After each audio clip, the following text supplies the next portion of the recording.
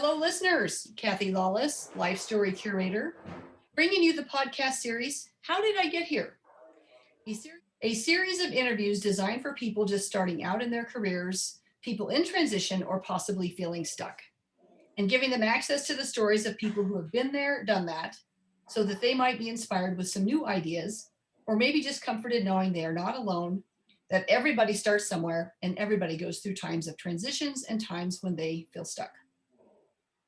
So today, I'm very excited to be interviewing for a second time Komal Goyal, who we started this conversation at the end of last year, and it was such a great story that we didn't get through it all in our first take. So, welcome, Komal. I'm excited to hear part two. All right. Thanks, Kathy. Happy to be here again. Okay, well, we'll get so I want to just recap a little bit. When we talked the first time, we had gone over, that you grew up in India. So why don't you spend just do a quick little recap of your siblings and where you are in the birth order and kind of how that got you started in life. Just to recap from what we talked about last time, yes, I was born in India and I was the second child growing up to 11 years. And then I lost my brothers, and all of a sudden, I became the only child and then the oldest because a sister was born after that. So I have experienced being the youngest, being only child, and being the oldest. So it's kind of a interesting journey as a child before 13 years of age. So yeah, that's what that's how I started my life. That is all the you get to experience all of those different roles of a sibling in a household. And then I guess another important factor is also being a girl in India growing up, right? Well, it's just as interesting that you bring up that topic again. I actually have been thinking about that particular topic, being a girl in India, for quite some time, especially during the holidays, and how the things have changed, but not really in India. Being a girl in India is very different than being a girl in United States or any Western country. But I actually, one thing that I do want to bring up in this podcast is the freedom that we take for granted in this country and any European Western country for women to make decisions of their own is is actually something that we should take a really hard look at and say, oh my God, we're so lucky. Oh, well, thank you for sharing that. It's when you grow up with that, you sometimes don't recognize the power of that and the freedoms that you do have, right? It's kind of an expectation, and then you kind of think about the things that you don't have, not the things that you do have. So, thank you for that reminder. Really, really appreciate that. True, true. Thank you. Thank you. So, So, you had all these experiences growing up again at all the way up to age 11 one way, and then kind of things changed after age 11. um, so would you say you're an introvert, an extrovert? How do you put yourself on that scale? I'm a fluid person. If I, as I told in my last podcast, I actually can be the life of the party if I want to be, because I dance. I'm a trained dancer, and my dance skills from Indian classical are very convertible to the dance floor. If I'm dancing hip hop, it doesn't matter. I just have to have music. So back to the answer is, I will consider myself a very fluid person. If I'm comfortable, I'm the most extrovert. You would not believe how I can come out. But if I'm uncomfortable, I can completely close myself down and you would not know who I am. Okay. So the situation and So circumstances kind of situation and circumstances make okay. me that way. Yeah. How about for risk taking? Where would you put yourself in risk Oh, taking? I'm off the charts in Yeah, risk thank you. taking. Thank you. I think we talked the Off the first charts. time. I don't I don't want to give you a number. I know I'm off the charts. First time I think you mentioned maybe you were in the zone of a 5, and I think throughout the interview I said, well, maybe a 10, maybe a 15. Okay, Yeah. so Kamal, tell us a little bit about what you do today, and then in your role, and then we'll get into where we left off your last story about your very first programming job, and Sure. then and what that looked like. So what do you do today? Right now, I do business development for 6E Technologies. I am managing partner of this company that I actually was part of founding team and started off as a consultant myself, and and uh, one major incident in my life made me decide that I can actually run the company in a different way. So I said, okay, I need to take over the company. So I did. I took over the company and I'm running the company the way it should have been. And I'm actually having a lot of fun. I'll have to say that. Business development, growing the company, hiring people, putting the vision together, and making it a brand in itself. Fantastic. I can't wait to hear what that incident is and how you took over, and not surprised, by the way, that you would want to be in charge and be successful at it. So, okay, so well, let's step back into your story a bit. When we were finishing up part one, you had finished your master's, you'd gone back home to live, and there was an expectation that you do some teaching at a local university, I believe, as a way to give back for the state paid education that you had. But Right. you also had received an offer to be a first level programmer at a company, and that's really where you wanted to go. So why don't you take us from there and start talking about your story and how then you got from there to the United States. And anyway, there's probably a lot of steps in there. I'm jumping ahead, so I'll turn it over to Right, you. right. So, yeah, I'm just trying to relive a couple of moments there. Um, yes, I did get my first job offer through a campus interview, but both my parents, more my mother than my father, she wanted me to stay local, teach in a college because obviously, it was a state-run college. It was, the idea behind that was I'll be local. I'll be in front of them. I'll be living at home until I get married, and pay back at the same time. So I did take that job. I started. I started as a. The designation at that time was lecturer. So I was not an assistant professor. I was a lecturer, but I was running the entire computer science department at the age of 23. It was too early for that kind of work. I'll be honest with you Wow. because I am not a very tall woman to begin with. I'm very short, very petite, and my students they would look older than me, and that was one thing that kind of on a physical plane it was bugging me, but at all and also on the emotional plane it was just hard to deal with those big boys that I was teaching, and being a woman in computer science back in 90s was absolutely unheard of, Kathy. It was. Now when I look back, I say, what the heck? What was that? What was that? Starting a computer science department using a 23-year-old, the local college thought, what were they doing? But I had my share of fun during those 4 or 5 months, and then the campus interview job sort of surfaced, and I did get a letter in the mail that they were expecting me for an in-person, not interview, in-person meeting with the rest of the crew, or rest of the department.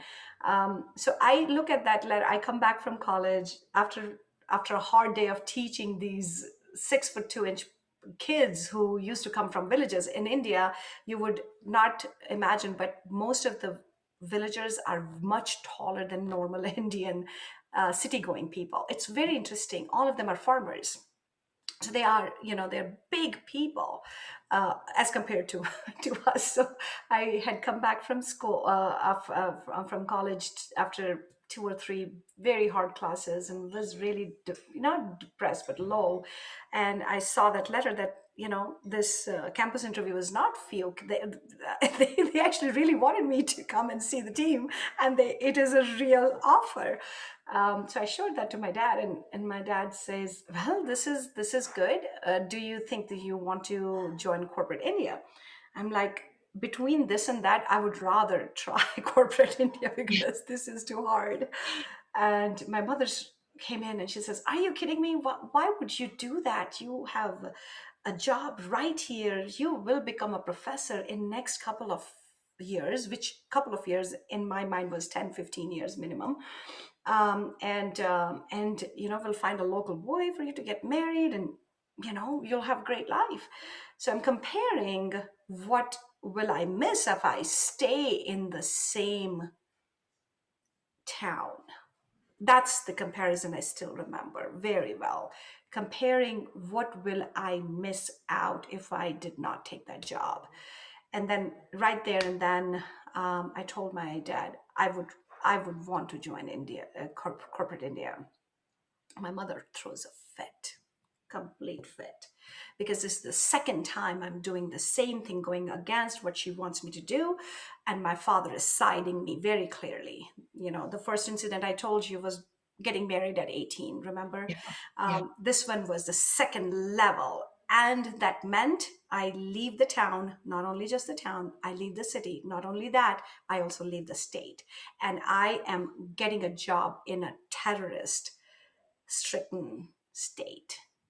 My mother, remember, she's coming as a mother. She has this protective gear that she has, and she has lost a 19-year-old son a couple years ago. She's not ready to give up her daughter. Think about it from a mother's perspective. So I'm not blaming her. What I'm saying is her viewpoint was absolutely right. I probably, as a mother, would feel the same way she was. But my father was, as I said, he was a visionary. He was like, uh, I said, "I want to join corporate India." My mother throws a fit. I don't want to stay in the college, continue to teach for the rest of my life. Uh, my mom says, "Nothing doing. There is so much of terrorism in that state. And oh, by the way, we do not know one soul in that town." My father says, "I will find someone. Don't worry about that part. I will find someone where she can at least go and park at, and until she finds an apartment or whatever." But think about it. Before this, in our entire family, on both sides of the family, a woman, a girl, had not ever left a house to work. Never ever had happened. Never Wow. ever. Wow. This is a big, big move, big change Yeah, again. this is why I'm telling you Yeah. now. I think I'm a risk A big, taking. yeah. I'm off the charts. You're not even thinking about what you should be doing. You're only thinking about, well, what am I going to miss out on? And if that's great, because that's what gets people in new situations, right? And new opportunities is Right, they don't right. have these self-limiting beliefs or even family limiting beliefs or country or very different. Yes, Wow. yes. Okay. So So then, in spite of my mother being very, very upset, my father, for the first time, he stood up in front of my mom, like in the way he did. He was sitting in the corner on the corner of his bed, and we three were talking. My sister was really, really little at that time, maybe 5 years old or 7 years old. And he looks at me and he says, "Go pack your bags. We're leaving tomorrow's train." wow, that quick, that That quick. quick, A that quick. conversation That over.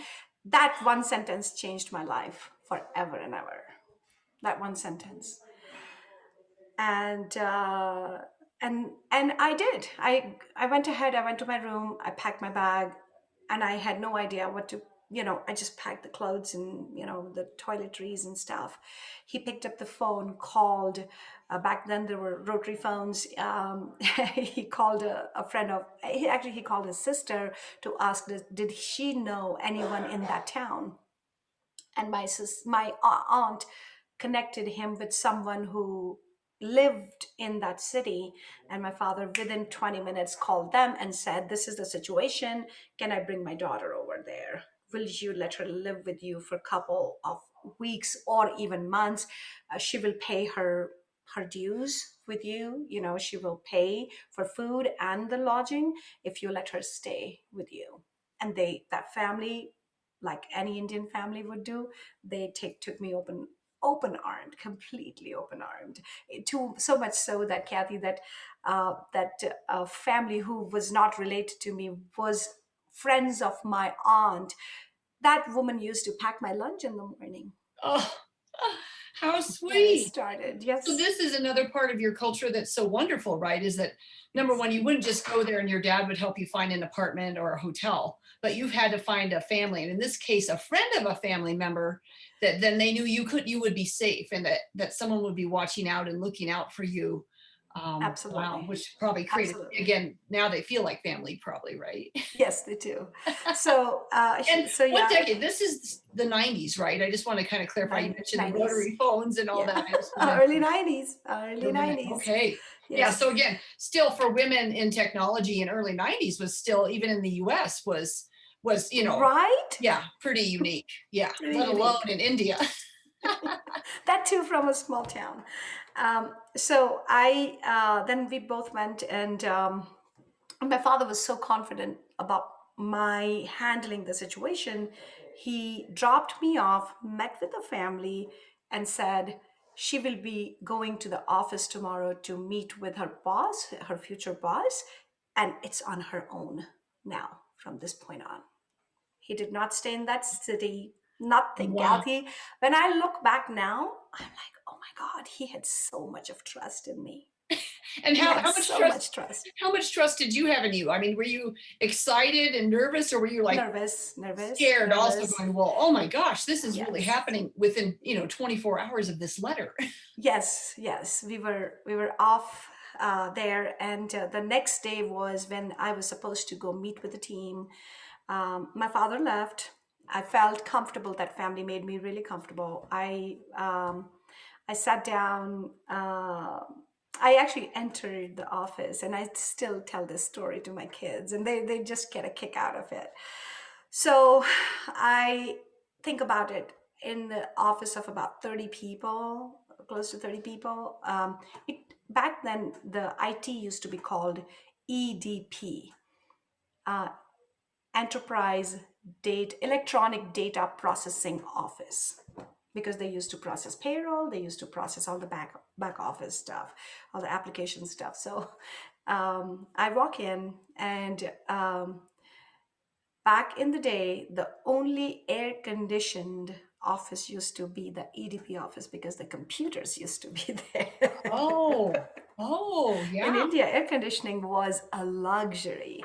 But because the large servers used to be there, the mainframes used to be, they had no choice but to an air conditioner because of the heat it used to generate, right? So that's that, being in 90s and being in those kind of offices was you're a notch above already. Because you have air conditioning. You have climate control. So I walk in, and it's like, now think about it, 23-year-old.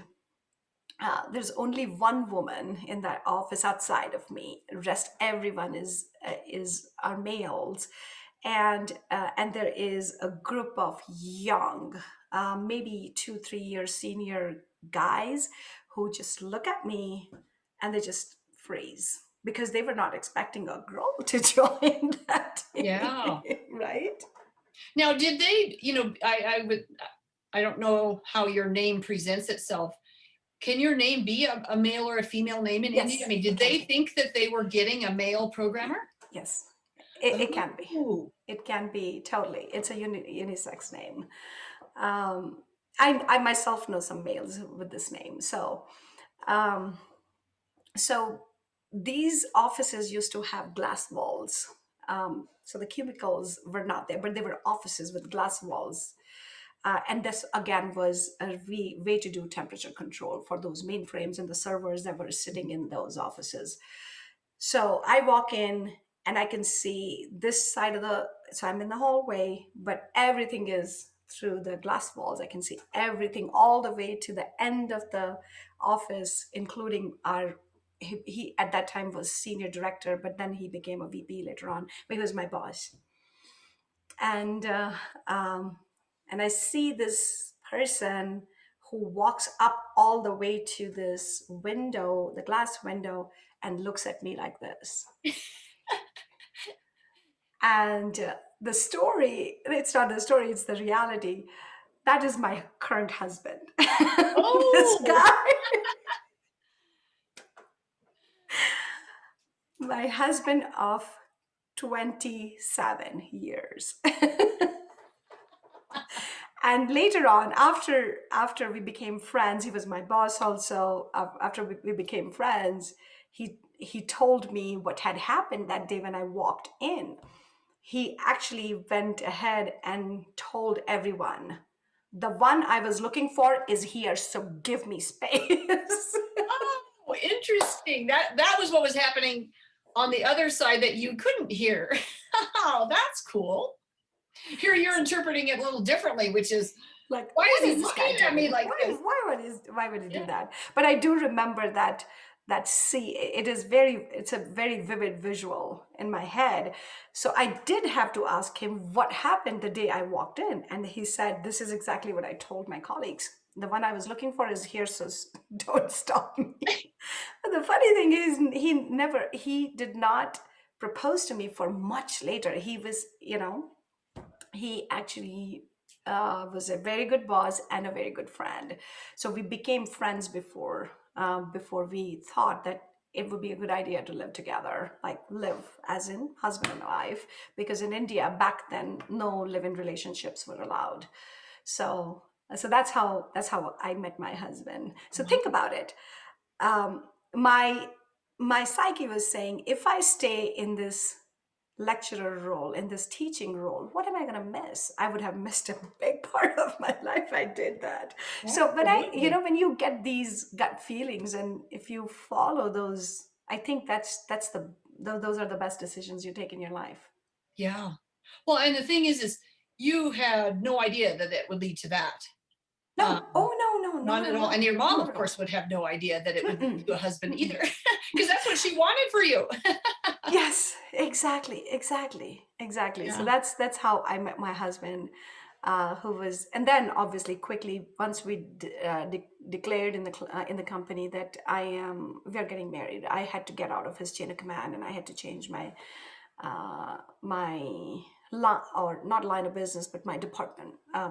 within the IT department. Yeah. Yeah, that would make sense. So how were those that um how were those first roles of your, I mean, again, you're always, it seems like you're always the woman in the room. You're the only woman in school in your class until maybe there was two more. And then now in this case, you're the second woman in the company, but you're probably the first programmer, I'm guessing, that was. Yes, yes, yes. My boss, or the lady who I was working with, she was not my direct boss, but she was more onto business analysis type, but I was more on the programming side. Ah, okay. Yeah. And hardcore programming for girls was almost unheard of back then.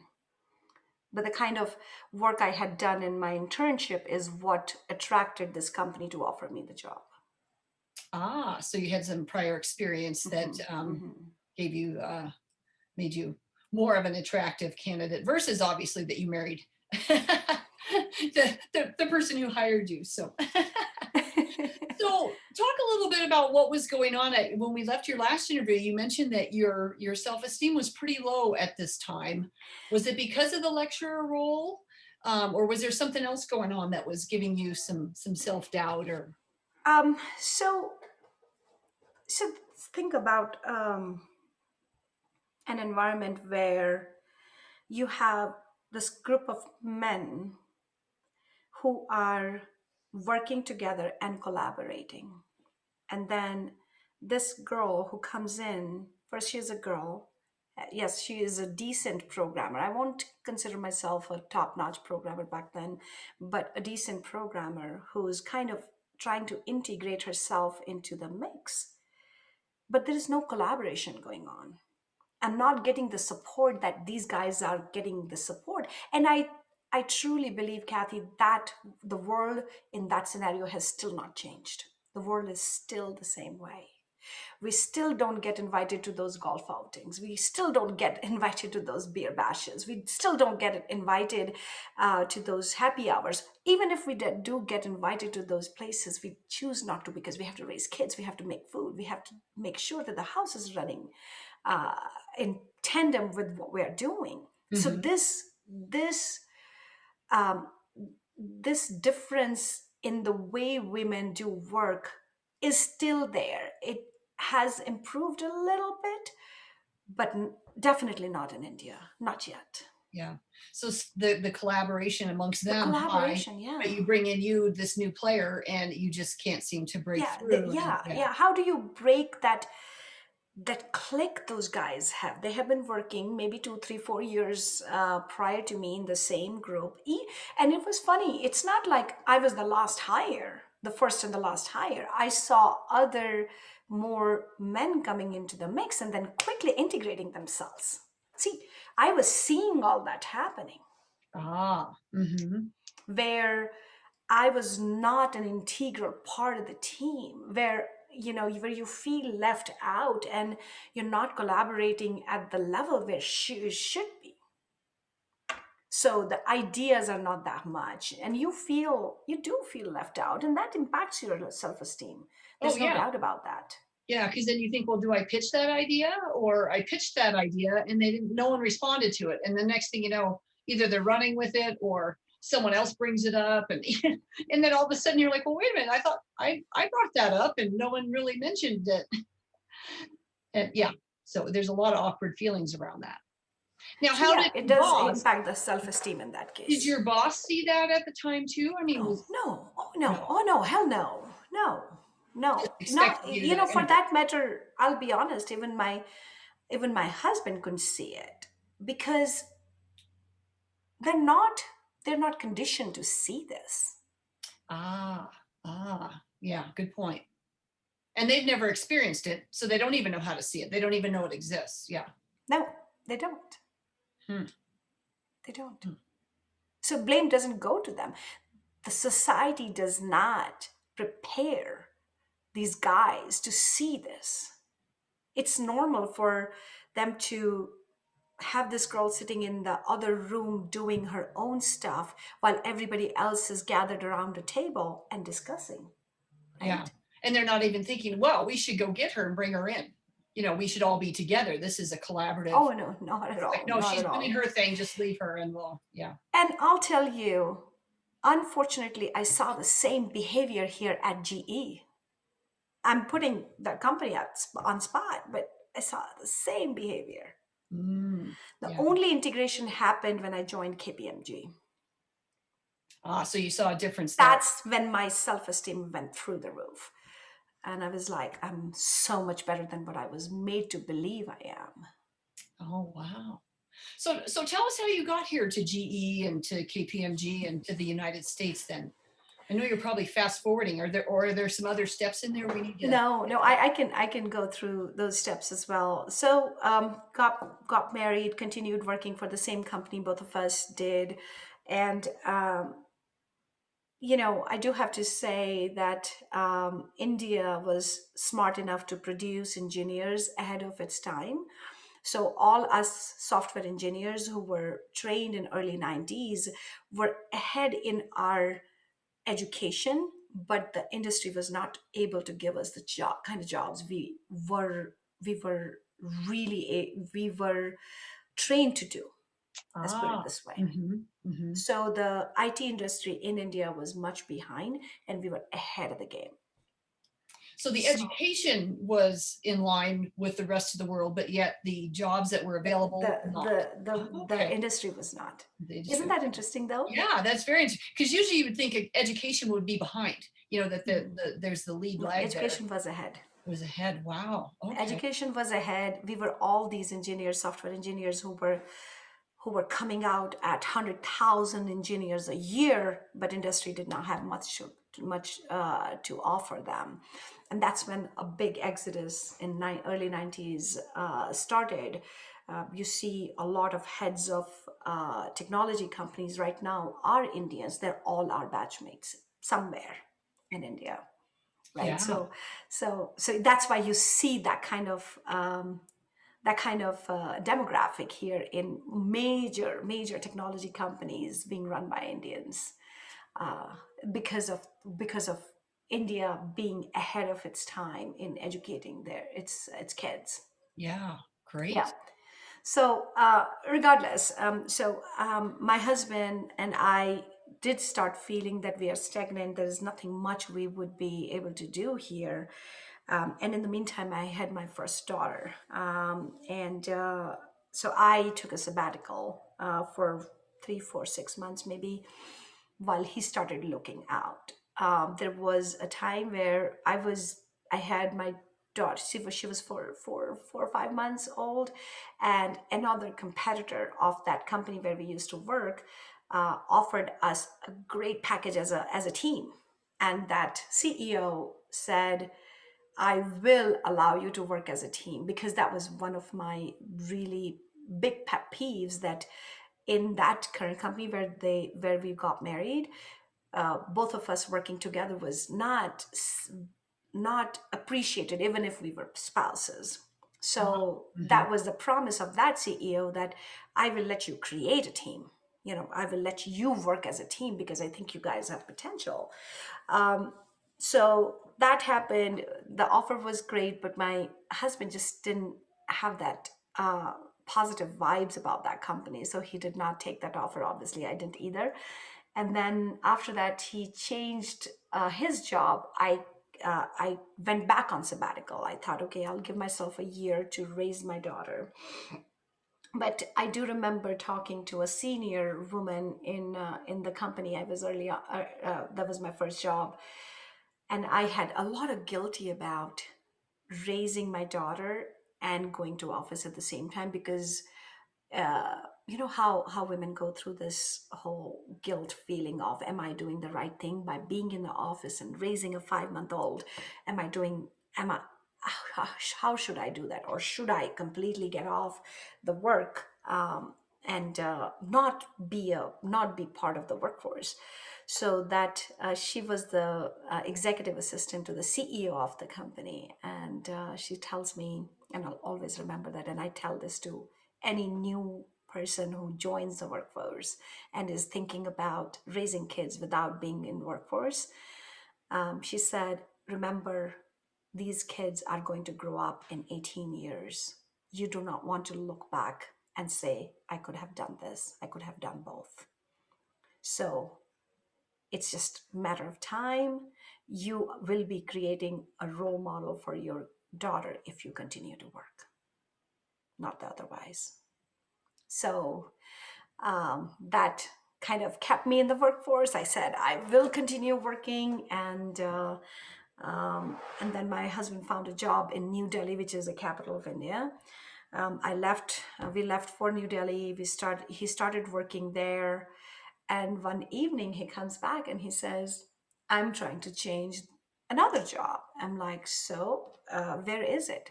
He says, "New York." I'm like, "What?"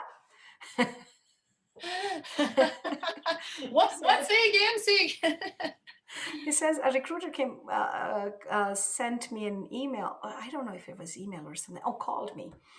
Where did he call it? I don't know, because back then I don't even know email was that prevalent. Someone called him. Someone reached out to him and said, "We are hiring in New York. Would you be interested?" And I said, "I don't mind you doing that, but it would have been nice if you told me before you took an interview and said yes to that job." Um, So he actually accepted that job. And I said, "You realize you don't have a passport, right?" Because his passport was destroyed in a flood at his parents' house just 6 months before. Uh oh. Uh oh. And he says, yeah, you're right. I don't have a passport. Now what? So then I get into high gear to get his passport reinitiated while he's working, right? So in India, when you get a passport, a police verification happens at your house, but it has to be your ancestral house or somewhere you have been living for a long time. So the place that we were living, both of us were living, we were not even there for 6 months. Think about it, because we had just changed the job, right? Yeah. So a police verification there would have not come to fruition to get a passport. So I got into high gear. Where should we apply the passport so that he gets a passport as the fastest possible way? So that's my action. That's when I get into action. So he got his passport, he was able to get his visa, and he was off to US in May. So I gave you this whole story from January to May, 5 months, bang, bang, bang. And he was here in United States in May. Wow. Well, then how did you get here then? Are you applying for a passport at the same time? And No, I had my passport. oh, you were fine. Oh, you were fine. I had my passport, he didn't. So he came here, and then there is a proper process where you can sponsor your dependents. So I came here as his dependent with my daughter, and I was here in July of 1997, 96, Yeah. 96. And with the intention of finding a role for you then, or were you thinking maybe again about, well, maybe I should stay home or what? So um, I had decided that I'm not going to stay That, home. that you're working. Okay, you'd already Yeah. decided I'm a worker, so I'm going to, yeah. Yeah, I'm going to get back into workforce, but not very many people may know that coming here on a dependent visa does not give you any right to work in this country. So you have to fight for your own Oh, cause. okay. The company has to sponsor you, right? Yeah, Oh, yeah. so you have to not only apply for the job, but then, oh, and then will you sponsor me over, which there's money, it costs money, right? So you have to have a very compelling case to present to the HR and say, you'll be better off if you hire me, Yeah, right? yeah. So anyway, he started working with GE here back. That company was bought by GE, but it used to be called. Oh God, the name is escaping me. But GE took over. Regardless, that company was taken over by GE later on. So I became part of GE workforce. Um, and he was offered a job as a contractor, as a consultant there. But back in the day, um, uh, whenever a party or a holiday party or a big gathering would happen, the contractors were actually invited to most of those events, and my husband was also invited to a holiday party end of 96, December of 96. And by this time, so 6 months into being here, I was so done with not doing something. I was ready to kill myself. I could not imagine myself being at home raising a daughter. I'm not saying there's, um, you know, and again, don't get me wrong, I do think that homemakers have a lot to offer and they can do a fantastic job, but that's not how I am cut out. And it's a personal choice that I make. And my daughter found, we had found a nice preschool for her. And she was enjoying as a preschooler. She was 2.5, so she was, going for a couple hours. But I was so done being at home. I just couldn't take it anymore. So this HR director, her name was Jacqueline. I can't remember her last name, but I do remember the first name and how she looked. She came up to me and she says, so what do you do? I said, I was so upset about my whole situation. I said, with equal in degree with my husband, I'm staying home and I'm not liking it. This is how I introduced myself. That's how you introduce yourself. A great first impression, huh? She says, is there anything I can do? Because she was like, I don't expect anyone to come up to me and talk to me like this. And I said, um, I said, I have this exact same degree, exact same experience, but my husband gets to work here and I don't. And she, being a woman, she actually probably felt or heard my cry from inside, because this again in my mind was inequity, Mm-hmm. Yeah. right? And I came across like that. I was just very honest and very open about that whole thing. And she says, so what do we need to do? I said, someone, I'm ready to work. You interview me, you say you like me, your IT interviews me, they say they like me. All you have to do is sponsor me. She says, let me get back to you on that. I'll have to talk to our legal. And May of 1997, I had the job at a visa and I started there. And so it still took another 6 months, but at least they Yeah, were but looking. I had something to look forward Yeah, to. you Yeah, were I kind of, was starting a job. wow. Yes, yeah.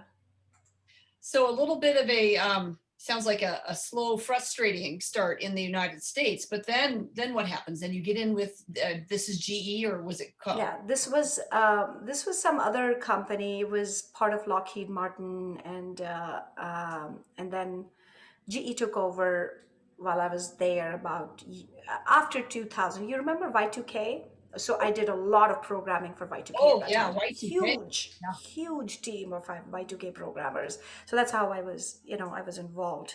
And at that time, there was the acquisition from GE was going on, and GE took over right in the spring of 2000. And I was, I was sort of enjoying my work, but again, the same thing was going on as in it was at my experience in India. And you know how we doubt ourselves, Kathy? I started doubting myself that it's probably me. It's basically, it may be me that it's, people are behaving this way. It was the same thing where there were cliques within those male groups, and I was not able to, I would say, maybe I was not able to integrate myself, but there was a lot of judgment about a woman programmer. Is she good enough?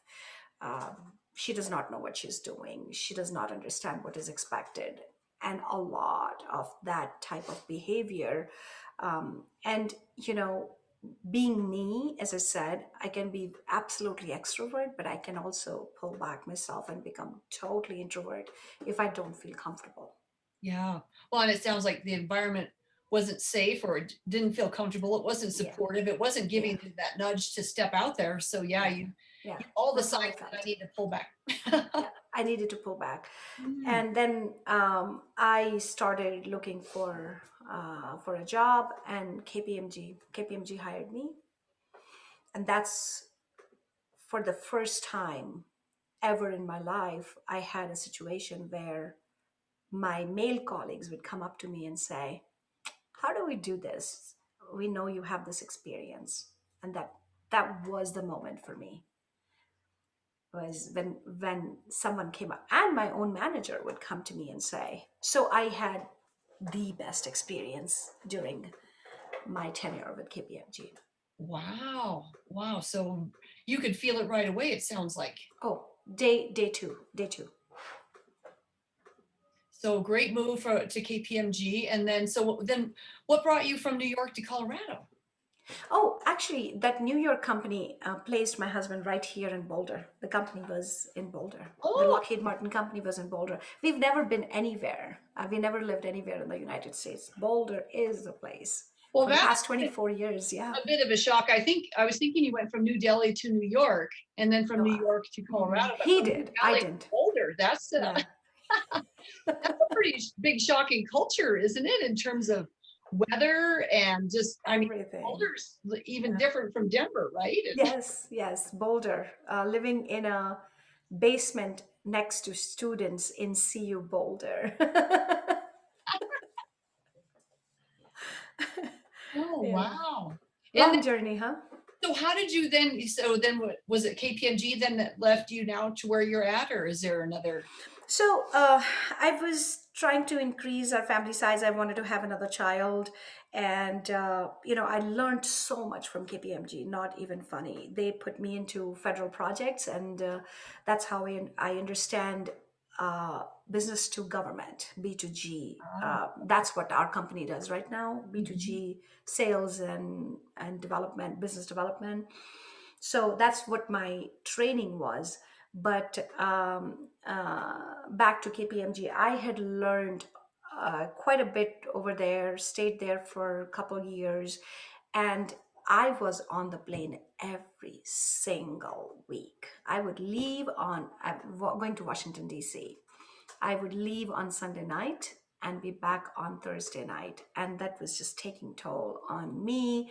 And my daughter was still 5, 6, maybe 7. And I was just not able to continue doing that. So I had to make a decision.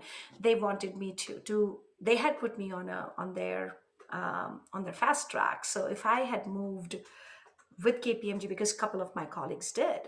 They moved from Denver to Washington D.C. because that's where the managing director wanted to focus on, because it was federal practice. So whoever moved with her are doing really, really well. But there were a couple of people who moved. But it was my conscious decision to stay in Boulder and raise our kids here. I just didn't want to be in DC. So that's when I decided that I need to move on. And then how did you find, um, is it 6E? Am I saying that right? Yeah, How did you find 6E. 6E then? It was founded by my husband. So this is what happened. Back at that time, we both said, we have good network. We can be independent consultants. And doing independent consulting, you need some kind of company to do that consulting Yeah. through. So Yeah. we both continued to do independent consulting through this company. And my husband, being my husband, he was very satisfied with just two of us working in the company. But I, knowing myself, as you can imagine, I was just this unsettled energy in me. There is more that I'm not able to put my hand on. I need to do something. And for many years, from 2005 to 2013, almost 8 years, I kept telling myself, i need to I need to take this company to the next level. I need to run this as a company, not as a um, not as a mom and pop consulting Gotcha. gig LLC. I kept saying that to myself, but I was not taking a decision. This is what I started my conversation with decision this with you. How you just, if you are not taking decision, you will be pushed.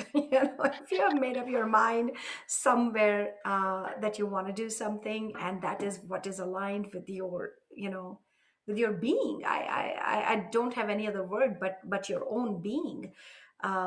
Universe is going to push you, so it's better to take a decision in a timely manner, and not delay it. So I kept thinking, and I kept, so how oh, I have this paycheck coming through this consulting gig. I will continue doing this and slowly continue to grow this business. That's not how businesses are run. That's not how it is done. You have to actually put yourself into business to grow the business. And I Yeah. was not understanding that, focus and all of that.